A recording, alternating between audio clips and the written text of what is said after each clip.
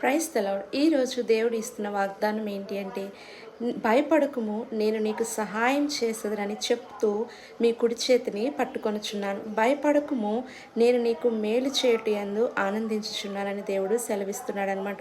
మనకి ఒక మనిషి మన ఎదుటి వ్యక్తో లేదా పలుకుబడి ఉన్న వ్యక్తో నేను నీకు సహాయం చేస్తానంటే ఎంత ధైర్యం వస్తుంది.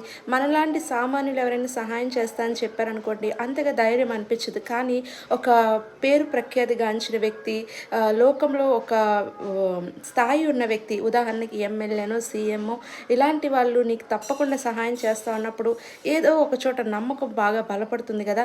అలాగే మనము కూడా మనకంట దేవుడు ఎమ్మెల్యే, ఎంపీ, ప్రధానమంత్రులు కాదు కానీ సర్వాధికారి, సర్వసృష్టికర్త, సర్వ శరీరులకు దేవుడు. నాకు అసాధ్యమైనది ఏదైనా కలదా అని పలికిన ప్రభు, నువ్వు నన్ను అడుగుము, నేను నీకు ఉత్తరం ఇస్తాను, నువ్వు నన్ను వేడుకొనుము, భూమిని నీకు స్వాస్థ్యముగా, భూదిగంతముల వరకు నేను నీకు సొత్తుగా ఇస్తానన్న ప్రభువు వాగ్దానం చేస్తున్నాడు. ఏంటంటే, ఇదిగో నేను నీకు సహాయం చేసేదనని చెప్తూ నీ కుడి చేతిని పట్టుకొనిచున్నాను గనుక భయపడకుము.